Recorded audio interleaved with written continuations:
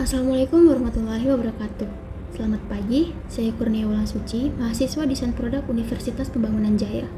Ingin mempresentasikan tentang prototipe alat bantu makan dengan fitur stylus pen yang dapat mendukung anak untuk berinteraksi dengan gadget. Tidak dipungkiri bahwa makan adalah hal yang tidak bisa lepas dari kehidupan sehari-hari manusia sebagai kebutuhan pokok. Anak merupakan makhluk hidup yang memerlukan makan dan gizi seimbang agar pertumbuhannya tetap optimal. Selain untuk pertumbuhan, makan juga berfungsi untuk mempertahankan kesehatan dan memenuhi kebutuhan metabolisme lainnya. Kegiatan yang tidak bisa lepas dari anak-anak adalah bermain. Sebagian besar anak-anak tidak suka diganggu di sela-sela waktu bermainnya. Gadget merupakan salah satu permainan yang banyak disukai oleh anak-anak di era modern seperti saat ini. Dari gadget, juga anak bisa mendapatkan edukasi yang tak terbatas. Banyak orang tua yang memaksa anaknya untuk berhenti bermain ketika waktu makan anak tiba.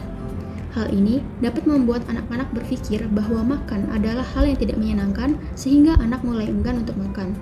Alhasil, waktu anak terkuras oleh gadget dan berdampak pada kehidupan sosial anak dan juga tumbuh kembang anak. Sebelumnya, saya telah melakukan wawancara dan observasi dan berikut adalah hal yang diobservasi, yaitu apa yang dilakukan anak sembari makan. Lalu, berapa lama waktu yang dibutuhkan anak untuk menghabiskan makanannya. Dan yang terakhir adalah apa kendala yang dihadapi orang tua saat anaknya makan. Dan dari hasil observasi dapat disimpulkan bahwa anak lebih suka bermain di dalam rumah daripada di luar rumah. Anak menghabiskan makanannya 2 kali lebih lama saat bermain gadget.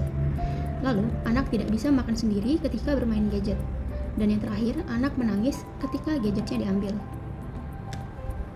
Dan berdasarkan hasil mind mapping, wawancara, dan observasi dapat ditemukan beberapa poin permasalahan utama sebagai berikut.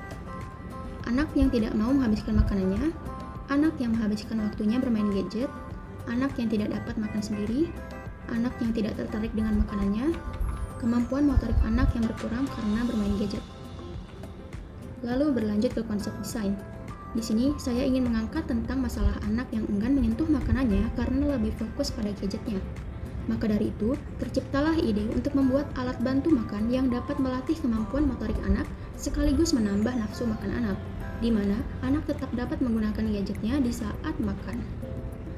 Yang memiliki impresi produk, ceria, menyenangkan, menarik, lembut, dan kuat. Dan dari data antropometri, didapatkan bahwa ukuran maksimum dari jangkauan genggam tangan anak adalah 4 cm, panjang sendok atau garpu anak 16 cm, dan lebar sendok atau garpu anak 3 cm. Dan dalam prinsip ergonomi produk yang akan dibuat harus merupakan produk yang memiliki handle yang mudah digenggam oleh anak, memiliki lengkungan-lengkungan yang dapat menjadi titik tumpu genggaman agar tidak mudah dilepas saat digunakan untuk makan dan saat pen digunakan. Produk tidak memiliki sudut tajam agar subjek tidak terluka. Produk tidak terbuat dari material yang keras agar saat subjek melempar barang tidak melukai dirinya dan orang lain. Lalu selanjutnya, terdapat image board yang menggambarkan impresi dari produk yang akan dibuat, yaitu lembut, pemilihan warna pastel, dan juga bentuk karakter hewan. Terdapat 4 alternatif desain utama yang akan dievaluasi untuk dilakukan realisasi produk yang dapat dilihat pada gambar berikut ini. Berikut adalah alternatif 1, alternatif 2, alternatif 3, dan alternatif 4. Peneliti dan pembimbing telah melakukan evaluasi yang pada akhirnya terpilih 2 desain alternatif, yaitu alternatif 2 dan alternatif 3, yang akan dikembangkan menjadi satu produk utama. Pada desain alternatif 2, alat bantu makan ini memiliki fitur utama, yaitu sebagai stylus pen yang dapat digunakan untuk berinteraksi langsung dengan gadget. Sedangkan untuk desain alternatif 3 tidak memiliki fitur tambahan apapun, namun memiliki fokus pada visualnya yang menarik. Selanjutnya, berdasarkan hasil analisa ergonomi dan antropometri, peneliti melakukan studi model yang dibuat dari styrofoam, seperti yang dapat dilihat pada gambar berikut. Lalu selanjutnya, dalam tahapan pertama proses pembuatan prototipe, yaitu membuat gambar kerja yang terdiri dari gambar tampak, gambar potongan, gambar komponen, dan gambar exploded. Lalu, pada tahap kedua, yaitu pengumpulan material-material yang diperlukan untuk membuat produk. Dan tahap ketiga adalah tahapan proses pembuatan prototipe dari bahan-bahan yang telah dikumpulkan. Dapat disimak pada video berikut ini. Pertama-tama, Model dibentuk dengan menggunakan cetakan dari clay dan bentuk handle menyerupai karakter hewan. Lalu, yang kedua, setelah model dibuat dari clay,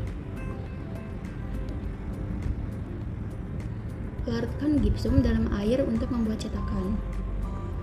Namun sebelumnya, perlu diperhatikan untuk membuat wadah untuk menuang cairan gipsum sebagai cetakan. Aduk gipsum sampai rata.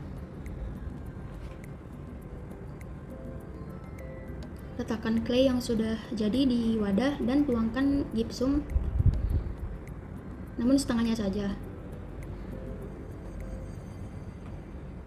Lalu, setelah kering bagian bawahnya, tuang gipsum di bagian atasnya. Dan setelah mengeras, keluarkan model clay dan olesi bagian dalam gipsum dengan vaselin. Dan buatlah spiral kawat pada stilus dan masukkan rangka sendok ke dalam gipsum, beserta stilus dan kawatnya juga. Buatlah campuran rubber silikon dan dicampur dengan pigmen warna biru muda dan juga katalis sebagai pengeras silikon.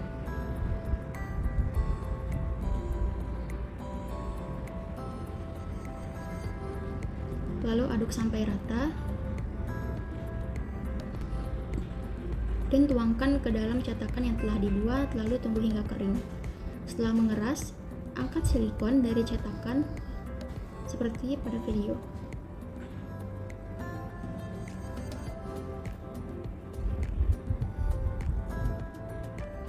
Setelah diangkat dari cetakan, rapikan sisi-sisi yang berantakan pada rubber silikon.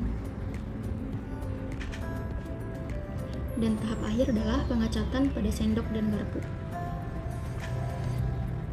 Dan berikut adalah hasil dari pembuatan prototyping. Dan selanjutnya adalah tahapan terakhir dalam proses pembuatan prototype, yaitu uji coba.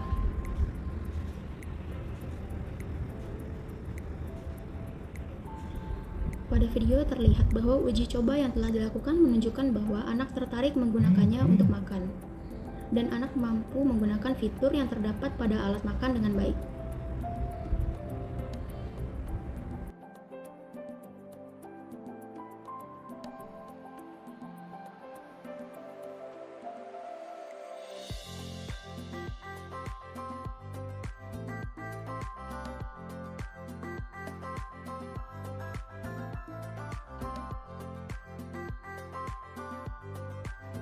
Dan dari hasil uji coba, sayangnya ditemukan kekurangan dari produk ini, yaitu selain kurangnya variasi pada bentuk dan warna pada produk, ternyata ditemukan bahwa beban alat bantu makan ini terlalu berat untuk anak balita.